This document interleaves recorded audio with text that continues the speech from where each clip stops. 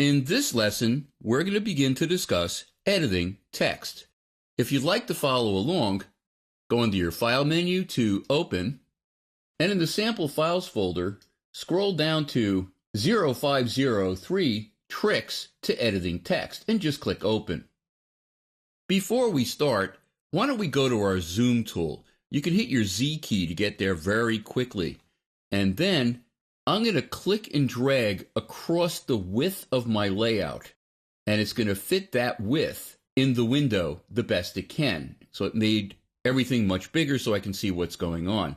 Even with making it bigger, I have some questions about this text. Let me go to my Type tool, and the first question is, this space between these two paragraphs, is this an extra paragraph return, or is it a kind of paragraph formatting called space after? Or is it space before this paragraph? I don't know. Is this indent? Is that a tab? Or is it just a bunch of spaces? Well, to answer these questions, I have to turn on my invisible characters. I could do that by going under the Type menu to Show Hidden Characters. And now I can see exactly what's going on. I could have also turned it on in the View Options pop-up above my control panel. You can see Hidden Characters is now checked because I turned it on. And right away I have answers to my questions about how was this typed. And I can see there is an extra paragraph return and another one here. And this particular paragraph does have a bunch of spaces at the beginning, yet this one is a tab.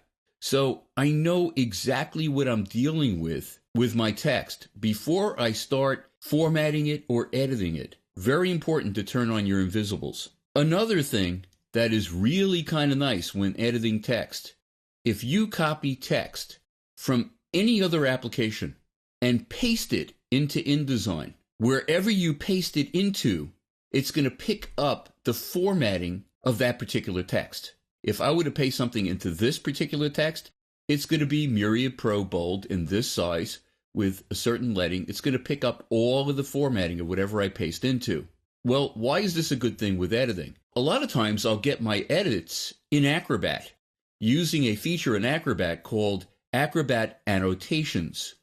My client will actually make notes containing the changes that they want to make. And I can select the corrected text in a note, copy it, and paste it right into the text that I'm changing. So it saves a whole bunch of time. Other times I'll get changes in an email. I can copy out of there and it will work exactly the same way. It will pick up the formatting. Or Microsoft Word. Copy the text and paste it in here. It's going to pick up the formatting. So it's a terrific feature. Well, what if instead of copying and pasting text and picking up the formatting, maybe I just want to pick up the formatting of a particular paragraph, like let's say this paragraph. Well, there's a tool called the eyedropper tool. If you click on that, you're going to switch to your eyedropper tool. Now, most people think the eyedropper has something to do with color, and it does. That's one of the things it does. You can click on a color, pick up the color, and then apply it someplace else. But what a lot of people don't know is it also works on text formatting. If I go over the top of text and just click on it, I actually just picked up that formatting. Let me just go down to the beginning of the next paragraph. And you can see that it's not just an eyedropper. When I'm over text, it's giving me this little tiny I-beam. And if I click and drag, it's actually applying that formatting. If you had created something called a paragraph style or a character style, it's actually applying that particular style. Very cool feature that saves a whole bunch of time. In a previous lesson, I discussed preferences. One of those preferences has to do with drag and drop text editing. I'm going to go back to my selection tool, and I'm going to go on a Mac under my InDesign menu to Preferences Type. On a PC, it's Edit menu Preferences Type. And you can see in the drag and drop text editing section, Enable in Layout View is checked. If it's not checked, please check it so we can talk about the feature. If you want to use drag and drop text editing, what you could do is close all of your documents after this lesson, go into Preferences, and choose that particular setting. Check Enable in Layout View. In all of your new documents, that will be enabled. Okay, I'm just going to click OK and continue. What is drag and drop text editing? Well, it's actually a feature that you've seen in other applications, like it exists in Microsoft Word. But InDesign's version of drag and drop text editing does a lot more. Let me show you what I'm talking about. I'm going to go to my type tool. I'm just going to click and drag across a paragraph. When I go over the top of that selection, watch how the little icon of the type tool changes from an I-beam to a pointer with a T. That's the icon of drag and drop text editing. If I now click on this text and drag it to another insert point, it's moving the position of that text. It moves it to that new insertion point. Really kind of nice, because a lot of times when you're editing, the text is correct, it just needs to be in another place. Or if I'm working with tables, maybe the information within a particular cell is in the wrong cell. I can select it, click on it with my type tool, and drag it into another cell. Really kind of cool. What if I wanted to duplicate this text? Can I do that? Absolutely. I can click on the text and then hold down on a Mac my Option key, on a PC my Alt key, and just drag to a new insert point. And you can see it actually duplicated that text to that insertion point. The text exists up over here, and it exists over here as well. What about dragging text from one frame to another? Let me just zoom out. I'm going to fit my layout in the window by, on a Mac, hitting Command 0, on a PC, Control 0. I'm just going to click on that text and drag it into another frame.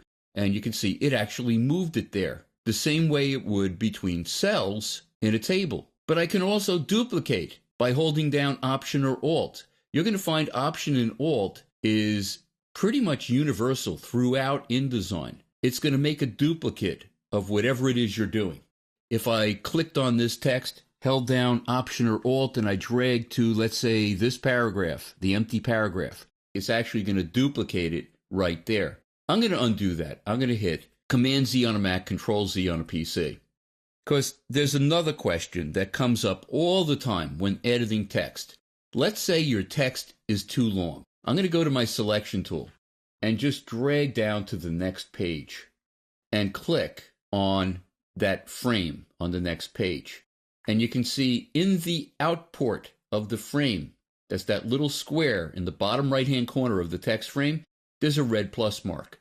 That means there's overset text. There's too much text to fit in the frame. But the question is, how much? Well, I could go under my window menu to the info panel and open that up and just select my text. I can just get an insert point by double clicking, then hit Command A on a Mac, Control A on a PC, and the text is overset. But there are no extra paragraphs. It's telling me how many paragraphs there are here, how many lines, how many words, how many characters. So there's something else going on. If the text was actually overset and I was missing text, let me show you what happens. I'm going to go to my selection tool and just drag upward till I lose a line. Now I'm going to reselect my text again. I'm going to get an insert point by double clicking and then hit Command A or Control A. Is actually going to tell me how many words I'm over. Is 9 words over? Is 61 characters over? It's not sure how many lines I'm over. But for paragraphs, it's an extra paragraph. Watch what happens if I now go to my selection tool again and drag until all of the text fits in. It's still overset. What is going on? I'm going to zoom in a little bit with my zoom tool. I want to get really close to that last paragraph. Ah, that invisible character. You can see how important invisible characters are. That's a page break. How do I get rid of them? Well, I could select the page break and just delete it, but there's a problem with that. Sometimes when there's page breaks at the end of your text, it means there's multiple page breaks. It's very common. Let me just get an insert point, and I'm going to go under my Edit menu to a feature called Edit in Story Editor. And Story Editor is actually going to tell me exactly what's going on and allow me to fix it. You can see that there's a page break right here, then another and another and another. It's going down quite a few page breaks. But in Story Editor, I can just select my extra page breaks and just delete them. And you can see that little invisible character, the pound sign, you'll always see that right after the last text in your frame. So now I know I got rid of all of the extra page breaks, and you can see all of the overset text is gone. It was indicating that with a little red line going down the side of that text. So it solved the problem very simply and easily. Let me get my Story Editor out of the way and just zoom back out by pressing Command-0, Control-0, and you can see there is no red plus at the end. The output is totally clean, so it worked. We're going to continue discussing text editing and formatting in the next lesson.